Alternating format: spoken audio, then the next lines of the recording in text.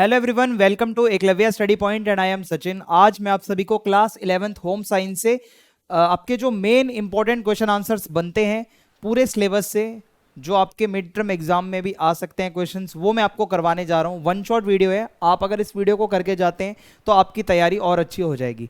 तो चलिए फिर आगे बढ़ते हैं। अगर आपकी कोई भी क्वेरी है तो आप इंस्टाग्राम पे मैसेज करके पूछ सकते हैं, यूज़र नेम आप सभी के सामने मैंशनड है। और अगर आपको हमारे फ्री पीडीएफ नोट्स को डाउनलोड करना है तो उसके लिए आप हमारे टेलीग्राम चैनल को ज्वाइन करें। टेलीग्राम चैनल को ज्वाइन करने के लिए आपको सबसे पहले टेलीग्राम डाउनलोड करना है और उसके बाद आपको क्लास 11 ESP सर्च मारना है, ठीक है। यहाँ पे हम आपको जितने भी पीडीएफ नोट्स हैं वो टाइम टू टाइम देते रहेंगे। और इसके अलावा आप हमारी वेबसाइट www.eklavyastudypoint.com को भी ज़रूर विजिट करें, उधर भी हम चैप्टर वाइज नोट्स और इंपॉर्टेंट क्वेश्चंस डालते रहते हैं। तो आज का जो हमारा फर्स्ट क्वेश्चन है वो हमारा ये है कि what do you mean by home science, explain different fields of home science. कि होम साइंस का मतलब क्या है और होम साइंस की जो अलग अलग फील्ड्स हैं वो कौन सी हैं। तो देखो भाई, होम साइंस क्या है, एक आप देखोगे ना इंटर डिसिप्लिनरी एक सब्जेक्ट है जहाँ पे बहुत सारे सब्जेक्ट्स आके मिलते हैं, ठीक है। अभी आगे आपको बताऊंगा। और इससे स्टूडेंट्स की जो है ना नॉलेज बढ़ती है अपनी लाइफ को लेकर, ठीक है। डे टू डे लाइफ में बहुत सी ऐसी चीज़ें होती हैं जिनसे आपका एनकाउंटर होता है। अगर आप होम साइंस को पढ़ते हो तो वो चीज़ों में आपको बहुत फ़ायदा मिलता है, ठीक है। फैमिली मैनेजमेंट और भी बहुत सारी बातें हैं। तो देखो, होम साइंस क्या है कि ये सिर्फ ऐसा नहीं है कि लड़कियों के लिए है या सिर्फ इसमें खाना बनाना सिखाया जाता है, ऐसा नहीं है।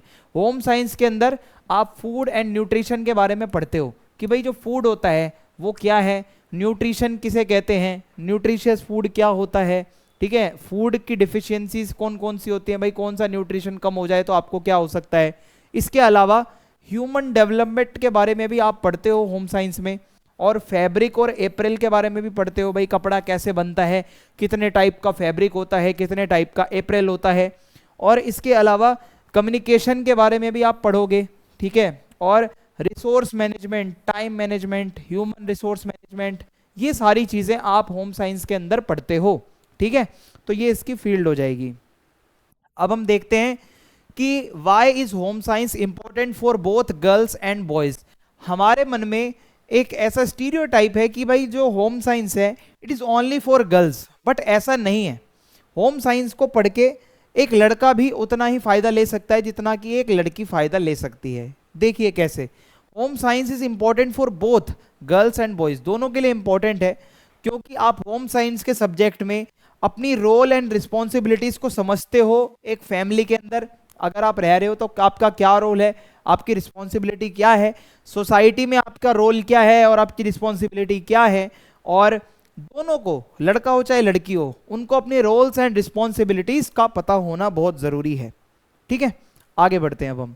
देखिए भाई, adolescence is a period of storm and stress, do you agree with the statement. जो एडोलसेंस है, जिस टाइम पे हम कहते हैं ना कि भाई अब हम एडल्ट होने वाले हैं, तो वो जो टाइम होता है उसमें क्या है, देखो भाई इसके अंदर ये बताया गया है स्ट्रेस बहुत रहता है इस एज में, और बहुत स्टॉर्म यानी कि तूफानी सी एज होती है ये, और बहुत कभी परेशानियां भी आ जाती है, स्ट्रेस हो जाता है बहुत ज़्यादा, क्योंकि आपका ये जो मतलब टाइम होता है एडोलसेंस वाला, ठीक है। तो इसमें होता क्या है कि आपके रैपिडली फिजिकल और सेक्सुअल चेंजेस आते हैं बॉडी के अंदर, बायोलॉजिकल चेंजेस आते हैं और बहुत ज़्यादा आपको चेंजेस देखने को मिलते हैं, जिसकी वजह से कभी कभी आप स्ट्रेस में चले जाते हो। करियर को लेकर टेंशन इसी एज में आती है कि अब भाई 11th-12th में आ गए हैं, इसके आगे क्या करना है, करियर को लेकर एक अलग ही टेंशन माइंड में चलती रहती है। फिर इसके बाद है मूड स्विंग्स। देखो भाई, मूड स्विंग्स बहुत होते हैं इस एज में। ये वाली जो अपनी एज है ना, इसमें आपको मूड स्विंग्स बहुत देखने को मिलते हैं। कभी आप एकदम हैप्पी हो जाओगे, खुश हो जाओगे, कभी आप बहुत सैड हो जाओगे। इसके अलावा पेरेंटल एंड पीयर प्रेशर, इसका मतलब है जब आप 17, 18, 16 की एज में होते हो तो आपके पेरेंट्स की एक्सपेक्टेशंस आपसे बहुत बढ़ जाती हैं कि बेटा मेरा तो डॉक्टर बनेगा, मेरा बेटा तो IAS बनेगा। तो आप खुद ही बहुत टेंशन में और प्रेशर में आ जाते हो पेरेंट्स की वजह से। और पीयर प्रेशर भी होता है कि भाई मेरे जो दोस्त हैं वो तो अच्छा कर रहे हैं अपनी फील्ड में, वो कुछ ना कुछ कर रहे हैं और मैं नहीं कुछ कर पा रहा। तो ये वाली चीज़ें भी आती हैं। और बहुत स्ट्रेस होता है जब आपको सोशल और इमोशनल चेंजेस होते हैं, ठीक है। आपका स्ट्रेस लेवल भी बहुत बढ़ जाता है। ठीक है। तो इस तरीके से आपका ये पूरा चलता है, स्ट्रेस लेवल्स आपके बढ़ जाते हैं। और अगर हम आगे बढ़ें तो देखिए नेक्स्ट क्वेश्चन है हमारा, planning is prediction for which forecasting technique are used, mention the 4 steps of planning in this context. तो देखो, जब भी आप किसी चीज के बारे में कुछ करना चाहते हो, कुछ अचीव करना चाहते हो, तो आप उस चीज की प्लानिंग करते हो। और प्लानिंग में क्या आता है, देखो 4 स्टेप्स ऑफ प्लानिंग। सबसे पहले क्या प्रॉब्लम है उसको आइडेंटिफाई करोगे, किस चीज के बारे में प्लानिंग करनी है। फिर उसके बाद आप उसके अल्टरनेटिव भी देखोगे कि भाई मान लो आपको कहीं पे जाना है और आप टैक्सी बुक कर रहे हो, आप प्लानिंग कर रहे हो कि भाई टैक्सी नहीं मिलती तो अल्टरनेट में मेट्रो रखता हूं, ठीक है। तो एक अल्टरनेट ऑप्शन हमेशा प्लानिंग में अल्टरनेट होना इज इंपॉर्टेंट। फिर है चूजिंग बिटवीन अल्टरनेटिव्स, फिर आप चूज करते हो कि जो भी मेरे पास अल्टरनेट ऑप्शंस हैं उसमें से क्या मेरे लिए बेटर रहेगा, क्या मुझे चूज करना चाहिए, which one should I choose, ठीक है। उसके बाद है putting the plan into action, फिर जो भी प्लान आपका बनाया है आपने, आप उसको एक्शन में लाओगे, यानी कि उसको इंप्लीमेंट करोगे, उस प्लान के ऊपर वर्क करोगे। फिर आता है एक्सेप्टिंग कॉन्सिक्वेंसेस, फिर जो भी उसके कॉन्सिक्वेंसेस होंगे उस चीज को आपको एक्सेप्ट करना पड़ेगा, जो भी आप अपनी प्लानिंग कर रहे हो उसके अकॉर्डिंग। फिर है उसके बाद write name of one eating disorder at adolescence stage, suggest any 2 ways of preventing this disease. तो जब आप एडोलसेंस में होते हो तो आपको ईटिंग डिसऑर्डर्स होने के बहुत ज़्यादा संभावना, बहुत ज़्यादा चांसेस रहते हैं। जैसे नाम है एनोरेक्सिया नर्वोसा और बुलिमिया, ठीक है। ये अलग अलग है 2 डिसऑर्डर्स। होता क्या है कि भाई अगर आपको एनोरेक्सिया नर्वोसा वगैरह हो जाता है तो आप क्या करते हो ना, अपनी बॉडी को लेकर बहुत ज्यादा टेंशन और स्ट्रेस में चले जाते हो, खुद को आप शीशे में देख नहीं पाते हो, आप खाना खाते हो तुरंत उल्टी करने की कोशिश करते हो, या जबरदस्ती आप बहुत ज्यादा खा लेते हो, फिर उसको जबरदस्ती आप जो है अलग अलग गलत तरीकों से उल्टी करवाते हो, या बहुत लंबे समय तक खाना छोड़ देते हो, डाइटिंग पे चले जाते हो। तो ये चीजें बहुत खराब होती हैं। होता क्या है, एनोरेक्सिया नर्वोसा, अगर आपको ये चीज से प्रिवेंट करना है इसको, मेंटेन आइडियल बॉडी वेट। सबसे पहले तो आपका जो बॉडी वेट है वो आप मेंटेन सही से करो। अगर आपका बॉडी वेट सही रहेगा तो आपको कोई टेंशन भी नहीं होगी। बाय करेक्टिंग साइकोलॉजिकल फैक्टर्स, अब बहुत बारी क्या होता है साइकोलॉजिकली, हर चीज विजिबल नहीं होती, कुछ टेंशन कुछ परेशानियां आपको साइकोलॉजिकली होती हैं, तो उसके लिए आपको काम करना बहुत जरूरी है। लोगों को हम कहते हैं कि भाई ये तो बहुत दर्द में है, परेशान में है, परेशानी में है, पर हमेशा दर्द विजिबल नहीं होता। कुछ साइकोलॉजिकल प्रॉब्लम्स ऐसी होती हैं जो दिखती नहीं है आपको, बट वो बच्चे में होती हैं। तो उस चीज को करेक्ट करना by fixing the reasons and causes that led to this order. फिर इसके जो रीजंस हैं, भाई वही है रीजन, अपनी बॉडी इमेज को लेकर इंफीरियर फील करना, इस चीज के ऊपर काम करना बहुत जरूरी है। फिर उसके बाद बुलिमिया को अगर ठीक करना है तो आप अपना न्यूट्रिशन सबसे पहले सही करो, आपकी डाइट सही हो, ठीक है, ये बहुत ज़्यादा यूजफुल होता है। फिर है बिहेवियरल थेरेपी। देखो इसमें क्या होता है, आपका बिहेवियर जो है ना उसको ठीक करने के लिए भी एक थेरेपी होती है, उसमें थेरेपिस्ट होता है, वो आपसे प्यार से बात करेगा, आपको समझाएगा, आपकी बॉडी की जो लेकर आपको इमेज आपने बना रखी है मन में, उसको वो ठीक करने की कोशिश करेगा। तो एक तरीके से बिहेवियरल जो थेरेपी है वो भी बहुत इफेक्टिव होती है। और treatment of depression using pills based on the suggestions of doctor. और इसके अलावा अगर डिप्रेशन ज़्यादा होता है तो डॉक्टर उसके लिए आपको पिल्स वगैरह भी दे सकता है, और वो जो डॉक्टर सजेस्ट करेगा वही पिल्स आपको लेनी चाहिए, अपने मन मर्जी से कोई भी पिल नहीं लेनी, ठीक है। अगला टॉपिक है, अगला क्वेश्चन है एक्सप्लेन मेल न्यूट्रिशन। अब मेल न्यूट्रिशन को हम हिंदी में कहते हैं कुपोषण। कहते हैं ना कोई बहुत पतला होता है तो कहते हैं यार ये तो कुपोषित है, ठीक है, इसको न्यूट्रिशन सही से नहीं मिला। So malnutrition is the condition, ये एक ऐसी कंडीशन है किसी भी पर्सन को जब वो, अब ये चीज याद रखना, मेल न्यूट्रिशन में ये भी हो सकता है कि उसको न्यूट्रिशन बिल्कुल ना मिल रहा हो, ये भी हो सकता है कि जरूरत से ज्यादा मिल रहा हो, ओवर न्यूट्रिशन, बहुत ज्यादा न्यूट्रिशन मिल रहा हो, तो भी वो मेल न्यूट्रिशन की कैटेगरी में ही आता है। ये चीज आप याद रखिएगा। ओके, आगे देखते हैं causes of nutritional problems in India. हमारे इंडिया में न्यूट्रिशनल प्रॉब्लम क्यों आती है, बच्चा कमजोर क्यों रह जाता है?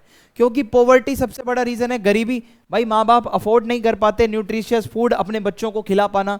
इग्नोरेंस, कई पेरेंट्स इग्नोर करते हैं न्यूट्रिशन रिलेटेड नीड्स को, कि बच्चे को किस एज में क्या चाहिए वो पेरेंट्स इग्नोर कर देते हैं। अनएम्प्लॉयमेंट, बहुत लोग बेरोजगार हैं और बेरोजगारी की वजह से वो उतना खुद का ध्यान नहीं रख पाते कि वो अपनी न्यूट्रिशनल नीड्स को समझ सकें। फिर है अनअवेलेबिलिटी ऑफ फूड, कई जगहों पर खाना ही भाई नहीं होता, ठीक है, जो भी अवेलेबल होता है वही खाना पड़ता है। एब्सेंस ऑफ हेल्थ अवेयरनेस, सबसे मेन बात है हमारे इंडिया में हेल्थ को लेकर अवेयरनेस बहुत कम है। लोग आज भी ये समझते हैं कि प्रोटीन की नीड सिर्फ और सिर्फ एक बॉडी बिल्डर को होती है। भाई ऐसा नहीं है, प्रोटीन एक ऐसा न्यूट्रिशन का सोर्स है जो हर एक बंदे को चाहिए।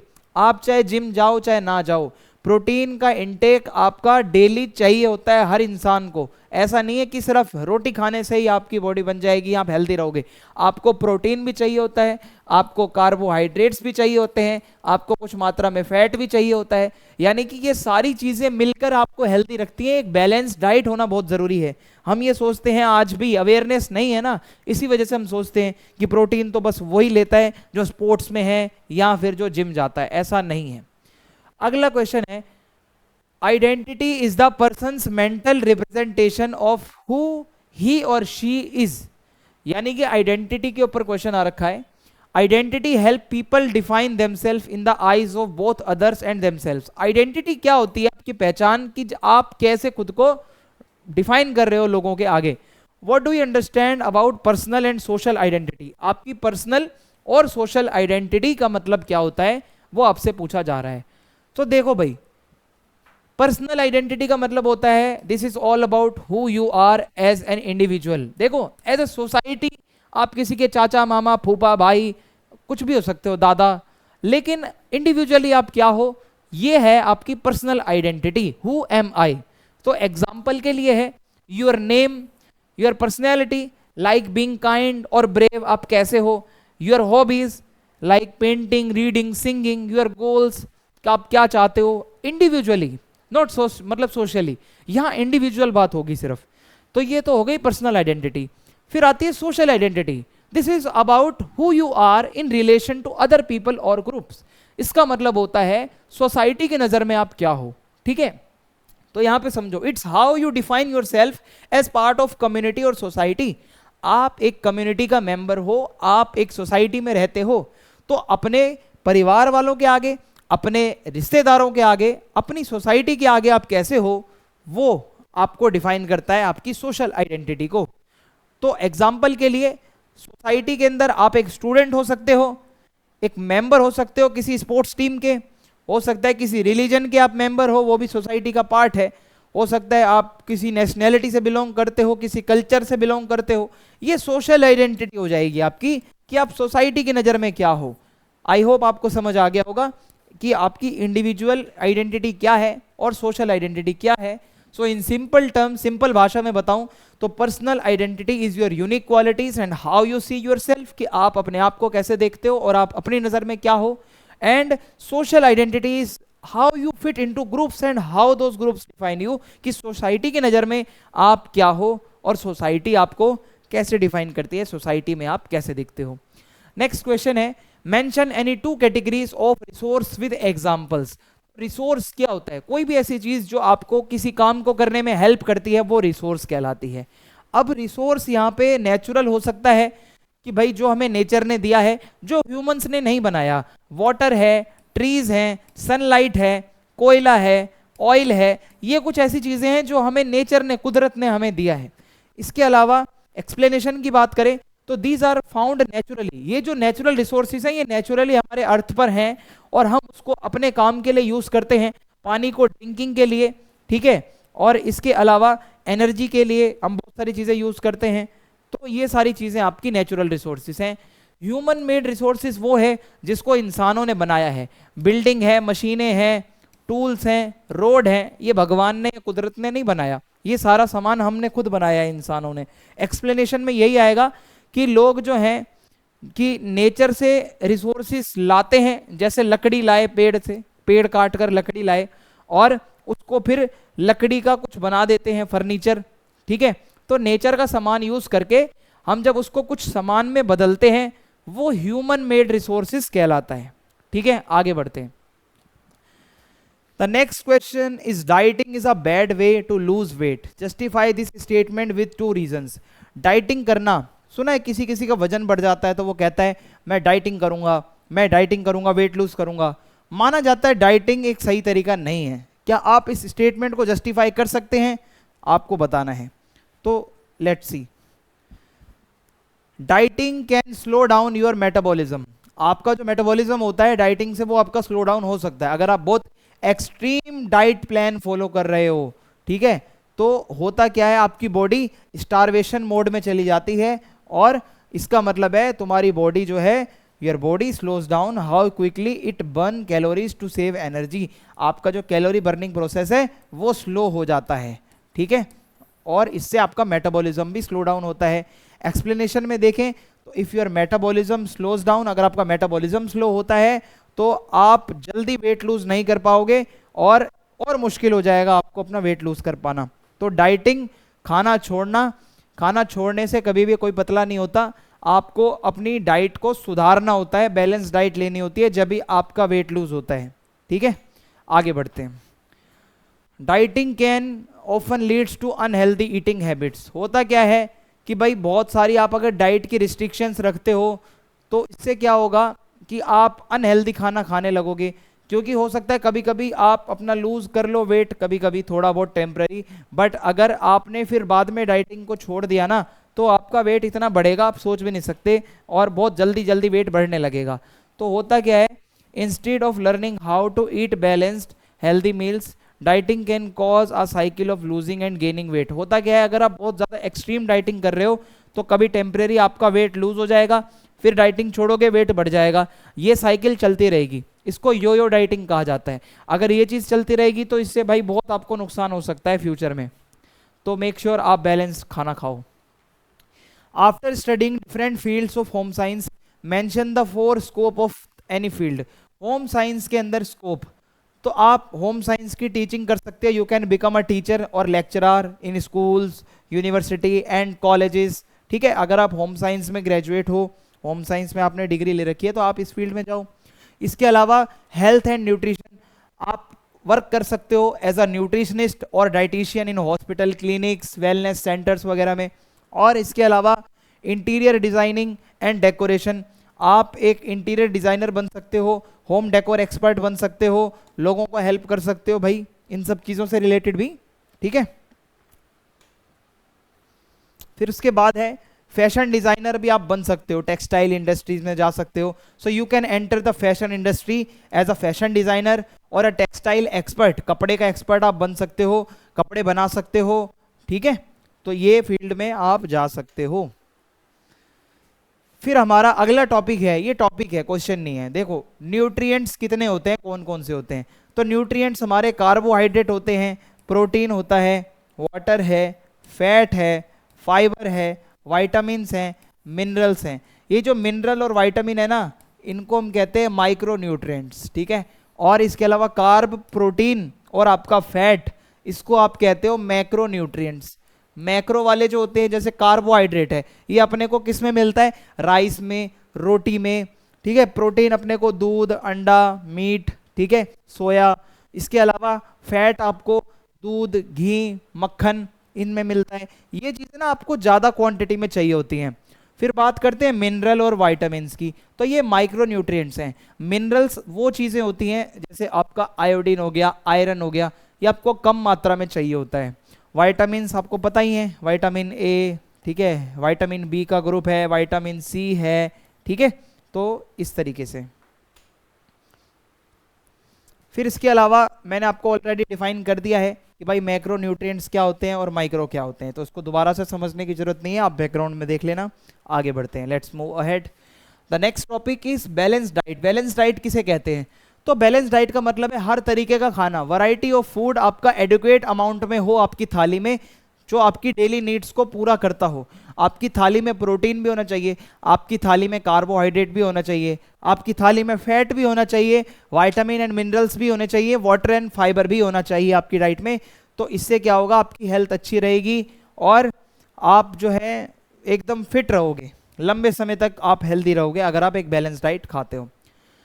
फिर एक और टॉपिक है resource, natural resource, community resource. ये थोड़ा अलग है, पीछे मैंने आपको नेचुरल और ह्यूमन मेड रिसोर्स के बारे में पढ़ाया था, अब मैं आपको नेचुरल रिसोर्स क्या है और कम्युनिटी रिसोर्स क्या है इसके बारे में समझाता हूँ। So let's see. देखो भाई, ये जो आपका नेचुरल रिसोर्स है, कम्युनिटी रिसोर्स है, कम्युनिटी वही है भाई जो कम्युनिटी में आपको मिला हुआ है, चाहे वो कोई पार्क है, चाहे कोई रोड है, ठीक है, कम्युनिटी हॉल है। नेचुरल में आपको पता ही है, हवा पानी मिट्टी जो आपको नेचर से मिल रहा है, तो इसमें ये सब चीज़ें आ जाएंगी। फिर है मैनेजमेंट का एक टॉपिक आता है। मैनेजमेंट, जब आप किसी भी चीज़ को ऑर्गेनाइज करने से पहले उसका मैनेजमेंट करोगे तो उसका प्रोसेस जो होता है उसमें 5 चीज़ें आती हैं।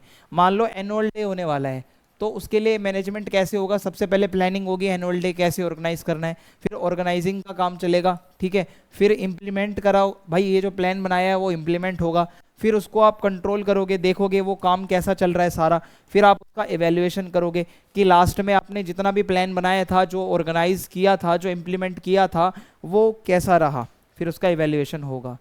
नेक्स्ट क्वेश्चन है हमारा, why should resources be managed? जो हमारे रिसोर्सेज होते हैं उसको मैनेज करना बहुत जरूरी क्यों है? आपकी एनसीईआरटी से ये क्वेश्चन उठाया है मैंने।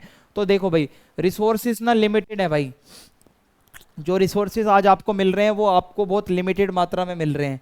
सो for completing and achieving our goals, अपने गोल्स को कंप्लीट करने के लिए, गोल्स को अचीव करने के लिए बहुत जरूरी है कि हम अपने आसपास के रिसोर्सेज को इफेक्टिव और एफिशिएंट तरीके से बचाएं। और इसके अलावा जो भी रिसोर्सेज हमारे आसपास अवेलेबल हैं उनको हम अच्छी तरीके से मैनेज करें, ठीक है। और we need to select and manage the resources properly, carefully resources को यूज करो, प्रॉपरली यूज करो, ताकि आप रिसोर्सेज को वेस्ट ना करो और अपने गोल्स को भी अचीव कर लो। तो ये रिसोर्सेज वाला क्वेश्चन है। फिर है नेचुरल रिसोर्सेज और कम्युनिटी रिसोर्सेज में। अब मैं आपको डिफरेंस समझा देता हूं। देखो भाई, नेचुरल रिसोर्सेज वो हैं जो हमारे आसपास हैं, जो हमें नेचर ने दिया है, जैसे प्लांट है, ट्री है, वाटर है, हवा है, एयर है। कम्युनिटी रिसोर्सेज वो हैं जो हमें कम्युनिटी से मिलते हैं, चाहे वो रोड है, पार्क है, बैंक्वेट हॉल्स हैं, पोस्ट ऑफिस है, लाइब्रेरी है, हॉस्पिटल है। ये वो रिसोर्सेज हैं जो कम्युनिटी के लिए, सबके लिए हैं। फिर है natural resources are equally present for all the human beings. Nature ने सबको बराबर दिया है, ऐसा तो है नहीं ये जो पेड़ है ये इसके लिए ज़्यादा है और भाई तुम पेड़ का यूज़ नहीं कर सकते, ऐसा कुछ नहीं है। पेड़ सबको छांव देता है, ठीक है। So this depends on the person how they will use this resources. Resources सबको कुदरत ने बराबर दिए हैं, हम पे डिपेंड करता है हम उसको कैसे यूज़ कर रहे हैं। अगला टॉपिक है फैब्रिक का। तो फैब्रिक क्या होता है? देखो, फैब्रिक हमारे ऑल अराउंड पाया जाता है, ठीक है। जो फैब्रिक होते हैं वो हमारे आसपास होते हैं। फैब्रिक बहुत इंपॉर्टेंट पार्ट है हमारी लाइफ के, और फैब्रिक ना हो तो भाई हम कपड़े क्या पहनेंगे? तो ये बहुत कंफर्ट देता है फैब्रिक, हमें गर्मी देता है सर्दियों में। फैब्रिक अलग अलग कलर का होता है, अलग अलग डेकोरेटिव स्टाइल्स का आता है, अलग अलग फैब्रिक, अलग अलग उसका टेक्सचर भी होता है भाई, ठीक है। और इसके अलावा भाई जैसा उसका यूज होता है उसी टाइप का हम फैब्रिक सेलेक्ट करते हैं, ये भी आप याद रखना। फिर उसके बाद है mention any 2 properties of cotton fibres. तो जो कॉटन है उसकी आपको प्रॉपर्टी बतानी है। तो जो कॉटन है आपका, it is heavier in weight than most of the other fibres. आप कंपेयर करोगे बाकी फाइबर से तो कॉटन थोड़ा हैवी होता है, और cotton has good moisture. Cotton जो है भाई वो अच्छा, उसके अंदर मॉइस्चर होता है, ठीक है, मॉइस्चर को एब्जॉर्ब कर लेता है। जैसे गर्मियों में कहा जाता है आप कॉटन पहन सकते हो, अच्छा रहता है, आपका पसीना एब्जॉर्ब हो जाता है, कंफर्टेबल होता है समर में कॉटन, ठीक है। इसके अलावा वूलन फाइबर जो होता है, वूल, ऊन, ठीक है, ऊनी कपड़ा जो होता है आपका, तो उसका क्या आपको यूजफुलनेस लगती है? तो देखो भाई, वूलन यानी कि ऊनी जो कपड़े होते हैं वो हीट के कंडक्टर होते हैं, उसको पहन के आपको हीट आएगी बॉडी में, तो इसके लिए वो सर्दियों में यानी विंटर में पहने जाते हैं। ऊनी कपड़े आप गर्मियों में तो नहीं पहनते होंगे। तो फिर है दे डू नॉट हैव क्रीजेस, ठीक है, उस पर ज़्यादा गुंजल वगैरह नहीं होते भाई। वो आप अगर कभी भी देखोगे तो जो ऊनी कपड़े होते हैं वो हमेशा अच्छे होते हैं। They do not need to iron, उन पे इस्त्री करने की ज़रूरत नहीं है, बार बार ऊनी कपड़ों को धोने की भी ज़रूरत नहीं होती है, और ज़्यादा वो श्रिंक नहीं होते, ठीक है। इसके अलावा wool is also used as blend with cotton. कई बार वूल को कॉटन के साथ मिलाकर भी कुछ बनाया जाता है, रेयन और पॉलिस्टर के साथ भी उसको मिलाया जा सकता है, ठीक है। तो इसको अलग अलग जो है उसके साथ भी, फाइबर के साथ मिला के कुछ कपड़ा बनाया जा सकता है। अब अगला है सिल्क। सिल्क जो होता है वो उसकी यूजफुलनेस क्या है? सिल्क की साड़ी, सिल्क रेशम जिसे हम कहते हैं, तो सिल्क बहुत ब्यूटीफुल होता है, देखने में अट्रैक्टिव होता है, जेंटल होता है, और महंगा भी बहुत फाइबर है भाई, ये बहुत महंगा है। स्पेशल ओकेजन्स पे ही सिल्क को लोग यूज़ करते हैं, जैसे शादी ब्याह में पहन लिया, कोई बड़ा ओकेजन है वहाँ पे सिल्क पहन लिया। तो silk fibre are used more in winter, winter में ज़्यादा यूज़ होता है भाई, सिल्क का कपड़ा जो है गर्म होता है, ठीक है। और इसके अलावा सिल्क की कटाई और सिलाई बहुत मुश्किल होती है भाई, क्योंकि एक बहुत महंगा कपड़ा है और बहुत ब्राइट होता है और बहुत फ्लेक्सिबल होता है, ठीक है, इसलिए अट्रैक्टिव भी बहुत लगता है। तो जो इसके अलावा आप देखोगे जो सिल्क है भाई वो बहुत ब्राइट होता है, चमकदार होता है, सुंदर होता है, और ये सब मैंने आपको बता दिया। फिर नेक्स्ट क्वेश्चन है हमारा, व्हाट इज कम्युनिकेशन, कम्युनिकेशन का मतलब क्या है। सो देखो मैं आपको कुछ बता रहा हूँ, आप सुन रहे हो, तो ये भी एक कम्युनिकेशन है, बट ये वन वे कम्युनिकेशन हो रहा है, मैं बोल रहा हूँ और आप सुन रहे हो। बट अगर आप लोग मेरे सामने बैठे हो और आप अपना फीडबैक दे रहे हो, आप रिप्लाई कर रहे हो, मैं बोल रहा हूँ, ठीक है, तो वो आप कहोगे कि एक टू वे कम्युनिकेशन हो रहा है। तो communication is all about sharing your ideas और any information to the other person. So communication क्या है, एक प्रोसेस है जहां आप सोचते हो, ऑब्जर्व करते हो, एनालाइज करते हो और अपने आइडियाज को शेयर करने लगते हो, अपने मैसेजेस को शेयर करते हो।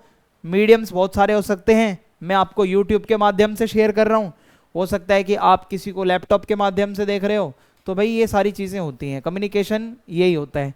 अब कितने टाइप का होता है कम्युनिकेशन, ऑडियो है, इसमें क्या आपका रेडियो आ जाएगा, ऑडियो रिकॉर्डिंग आ जाएगी, सीडी प्लेयर्स आ जाएंगे, लेक्चर सुन लिया आपने किसी का ऑनलाइन, मोबाइल फ़ोन में किसी को देख लिया, सुन लिया। फिर विजुअल कम्युनिकेशन में आपका सिंबल्स आते हैं, जैसे आप रास्ते में जा रहे हो तो सिंबल बने होते हैं ना, उससे भी आप समझ जाते हो। और प्रिंट मटेरियल जितना भी है, न्यूज़पेपर वगैरह, चार्ट हो गया आपका, पोस्टर हो गए, ये विजुअल में हो गया, ये ठीक है, जो आप देख पा रहे हो। ऑडियो विजुअल का मतलब होता है जो सुन भी रहे हो और देख भी रहे हो, तो वो तो आपका मोबाइल हो जाएगा भाई, टीवी हो जाएगा, मल्टीमीडिया, इंटरनेट हो जाएगा, ये सब चीज़ें आपकी आती हैं। बहुत सिंपल है, आगे बढ़ते हैं।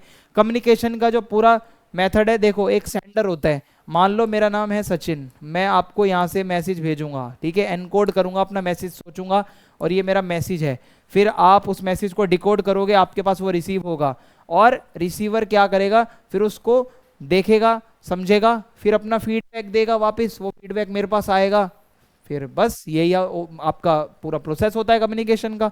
और नॉइस, बीच बीच में शोर शराबा भी हो सकता है, तो आप ये मेथड थोड़ा सा याद कर लेना। अगला क्वेश्चन है, how can teaching be made more effective through the medium of communication, आप कम्युनिकेशन को यूज करते हुए कैसे टीचिंग को और ज़्यादा इफेक्टिव बना सकते हो।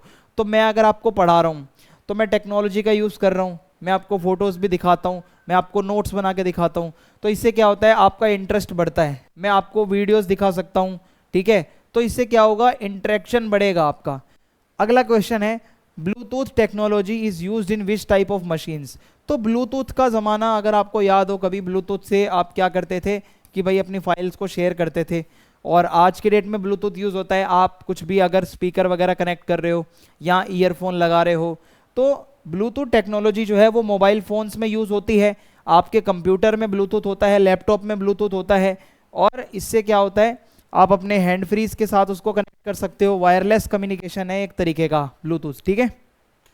आगे बढ़ते हैं, अगला टॉपिक है हमारा डिफरेंस है, ये इसमें डिफरेंस याद रखना बहुत जरूरी है, intra organisational communication and inter. ये इंटर और इंट्रा, इस चीज़ को याद रखना, बहुत लोग यहाँ कंफ्यूज होते हैं। तो इंट्रा ऑर्गेनाइजेशन कम्युनिकेशन एक ऐसा कम्युनिकेशन है is with a view to maintaining the relationship between the people of the same organisation. इसमें फॉर एग्जांपल एक कंपनी है, ठीक है, एप्पल कंपनी है, तो ये एक ऑर्गेनाइजेशन है, तो इसके कंपनी के एम्प्लॉय आपस में जो कम्युनिकेशन करेंगे वो इंट्रा ऑर्गेनाइजेशनल कम्युनिकेशन होगा। और इंटर ऑर्गेनाइजेशनल में क्या होगा कि एक ऑर्गेनाइजेशन का बंदा दूसरे वाले के साथ, दूसरी अदर कंपनी के साथ में, मान लो सैमसंग के साथ में कोई भी कम्युनिकेशन कर रहा है, तो वो आपका इंटर ऑर्गेनाइजेशनल हो जाएगा। इंट्रा यानी कि अपनी ही ऑर्गेनाइजेशन के अंदर बात करना। So people working in different positions, कोई एचआर हो सकता है, ठीक है, आपका कोई मैनेजर हो सकता है, कोई नॉर्मल एम्प्लॉय हो सकता है, कोई सेल्स एग्जीक्यूटिव हो सकता है, ये जब आपस में बात कर रहे हैं अलग अलग पोजीशन वाले बंदे, तो वो इंट्रा यानी कि आपके कम्युनिकेशन के अंदर की बात चल रही है। और यहाँ पे आपका क्या है कि आप एक कंपनी दूसरी कंपनी के लोगों से बात कर रही है, तो वो इंटर जो है आपका हो जाएगा। अगला क्वेश्चन है, explain the benefits of satellite technology in detail. देखो भाई, आसमान में आप जाते हो, अंतरिक्ष में सैटेलाइट छोड़ते हैं ना, तो वो क्या करती है, सारी डिटेल इकट्ठा करती है। होता क्या है इसका फायदा, देखो रिमोट सेंसिंग, यानी कि आप दूर की कोई चीज को उसका पूरा का पूरा डेटा ले रहे हो, डेटा कलेक्ट कर रहे हो, वो भी बहुत रैपिडली और रिपीटेडली, आप जल्दी जल्दी जो है डेटा लेते हो। जैसे आपको, आप कभी मोबाइल खोलोगे ना, आप आज का वेदर देखोगे, आपको अगले 10 दिन का वेदर दिखा देगा। कैसे? वो हमारी सैटेलाइट की वजह से। आज हमारे देश में कितने रिसोर्सिस हैं, कितना कोयला है, कितना चांदी है, कितना सोना है, ये भी हमें सैटेलाइट बता देगा। और आपको जितना भी वेदर से रिलेटेड अपडेट लेना है वो सब तो मैंने आपको बता ही दिया है, ठीक है। तो ये काम आपका इजी कर दिया है। अगर कोई नेचुरल डिजास्टर भी आने वाला होता है, कोई सुनामी है, तूफान है, तो वो भी हमें पता चल जाता है सैटेलाइट टेक्नोलॉजी की वजह से, और इस तरीके से है, ठीक है। सो आगे बढ़ते हैं। इंडिया का जैसे जैसे स्पेस डेवलपमेंट प्रोग्राम आगे बढ़ रहा है तो उतना ही हमें फायदा हो रहा है। Explain the benefits of good nutrition status for children's education. देखो भाई, इसमें क्या है, आप अगर अच्छा न्यूट्रिशन दोगे तो आपके बच्चे का दिमाग अच्छे से डेवलप होगा, ब्रेन डेवलपमेंट होगा, और इसके अलावा उसकी जो स्टेट ऑफ हेल्थ है वो अच्छी रहेगी, हेल्थ सही रहेगी, आई साइट उसकी अच्छी रहेगी बच्चे की। तो बहुत ज़रूरी है, अगर बच्चे को एक अच्छी डेवलपमेंट करनी है तो उसका जो न्यूट्रिशनल स्टेटस है वो बहुत अच्छा होना चाहिए। Explain in detail about some home method of purifying water. पानी को प्यूरिफाई करने के क्या तरीके हैं? एक तो बॉइलिंग है, सिंपली आप पानी को गैस पे रखो, उसको गर्म करो तो वो थोड़ा सा पानी प्योरीफाई हो जाएगा। फिर है स्टोरेज, आप उसको फिल्टर करके स्टोर करो। फिर है क्लोरीन डाल के उसको आप साफ कर सकते हो पानी को। फिर है इलेक्ट्रिक फिल्टर लगा सकते हो, ठीक है। फिल्टर और आरओ अलग चीज़ है। आप देखोगे फिल्टर लगाओगे तो उसके अंदर भी आपका पानी प्योरीफाई होगा। आरओ में क्या होगा, reverse osmosis purifying system. RO का, आप कहते हैं ना घर में हमारे आरओ लगा हुआ है, वो क्यों होता है? आपके पानी को जितनी भी इम्प्योरिटीज हैं उसको बाहर निकालता है, ठीक है। और इस तरीके से आप कुछ घर पे ही पानी को प्यूरिफाई कर सकते हो इन मेथड्स को यूज करते हुए। फिर है which is called peak load period. Peak load period का मतलब क्या होता है? तो जब आप पूरे दिन में एक ऐसा टाइम आता है जब आप बहुत ज़्यादा बिजी होते हो, बहुत ज़्यादा काम कर रहे होते हो, तो उस टाइम को कहा जाता है पीक लोड पीरियड, जब आप बहुत ज़्यादा बिजी हो जाते हो। Define the time plan. Time plan का मतलब क्या होता है? टाइम प्लान एक ऐसा प्रोसेस है जब आप अगले दिन का प्लान बनाओ। मान लो अगला दिन है, ठीक है, तो आप पहले ही पॉइंट्स में लिख दो कि कल मुझे करना क्या है, क्या क्या एक्टिविटीज मुझे करनी है, एक लिस्ट बना लो, उसी को टाइम प्लानिंग कहते हैं। What kind of furniture should be there when space in the house is limited? अगर आपके घर में लिमिटेड जगह है तो आपको कैसा फर्नीचर रखना चाहिए? तो भाई आपको फोल्डिंग फर्नीचर रखना चाहिए। एक होता है सिंगल बेड और डबल बेड जो बहुत लंबा चौड़ा होता है, 4 जने उठा के उसको रखते हैं। एक होती है फोल्डेबल वाली चारपाई, फोल्ड करो उठा के चले जाओ कहीं भी। तो वो कहाँ काम आती है फोल्डेबल भाई? जहाँ पे जगह कम होती है, लिमिटेड जगह होती है ना, वहाँ पे फोल्डिंग वाला फर्नीचर चलता है, ठीक है। और मल्टी फंक्शनल फर्नीचर होता है, जैसे कि सोफा कम बेड। आप सोफा उसको बना के बैठे हो, खोल दोगे तो वो बेड बन जाएगा, ऐसा आपने देखा होगा रील्स वगैरह में। फिर वापस उसको सोफा बना दो, कुर्सी बना दो, बेड बना दो। तो अगर आपकी घर में जगह कम है तो आप इसी तरीके का फर्नीचर ले सकते हो। और टाइम मैनेजमेंट के क्या बेनिफिट्स होते हैं अगर आपसे कोई पूछे? अगर आप अपना टाइम मैनेज कर रहे हो तो आप अपना रूटीन बैलेंस रख पाओगे भाई। आपका जो भी काम है वो बैलेंस के साथ आप कर पाओगे, आप टाइम पे सब कुछ करोगे। और इसके अलावा आपको भाई थोड़ा क्रिएटिव सोचने के लिए और रिलैक्स के लिए टाइम मिल जाएगा अगर आप सब कुछ टाइम से कर रहे हो। टाइम मैनेजमेंट बहुत ज़रूरी है। और टाइमली अटेनमेंट ऑफ गोल्स, आपके गोल्स भी आप टाइम से अचीव कर लोगे और आपको मेंटली भी एक सेटिस्फेक्शन मिलता है। अगर आप टाइम से कोई भी काम कर लेते हो एक सुकून मिलता है और आपका काम भी अच्छी क्वालिटी से होगा अगर आप टाइम मैनेजमेंट करते हो, ठीक है। तो टाइम मैनेजमेंट काफ़ी इंपॉर्टेंट है। फिर अगला क्वेश्चन है हमारा, explain the definition of location management, discuss the principles of space planning for indoor area. तो इसमें क्या है, लोकेशन मैनेजमेंट, किसी भी जगह का मैनेजमेंट कैसे होता है इंडोर एरिया में। तो देखो लोकेशन मैनेजमेंट क्या है, is the best use of available space using your knowledge and skills. मान लो ये कमरा है तो आप इस कमरे को कैसे यूज कर रहे हो, अपनी नॉलेज और स्किल्स का यूज करते हुए जो इस जगह का, इस स्पेस का अच्छा यूज हो सके, वो लोकेशन मैनेजमेंट कहलाता है। तो उसके लिए आप प्लानिंग करते हो, सबसे पहले प्लान बनाते हो, फिर उसको आप इफेक्ट में लाते हो, फिर आप प्राइवेसी का भी ध्यान रखोगे, भाई लोकेशन में प्राइवेसी हो, ऐसा ना हो कोई भी हमारी बातें सुन रहा है, तो प्राइवेसी जरूर हो। और कमरे जो है उसकी पोजीशन सही हो, ठीक है, कि कौन सा कमरा कहाँ होना चाहिए, कहाँ पे वॉशरूम होना चाहिए, ये चीज़ पहले आप ध्यान रखो। और ओपननेस कितनी है उस घर में, उस स्पेस में ओपननेस का होना भी बहुत ज़रूरी है। तो ये कुछ क्वेश्चंस थे, अगर आप इनको करते हैं तो ज़रूर आपको हेल्प मिलेगी। तो चैनल को सब्सक्राइब करना ना भूलें, वीडियो को लाइक करें, अपना फीडबैक ज़रूर लिखें, दोस्तों के साथ वीडियो को शेयर करें। जय हिंद, जय भारत।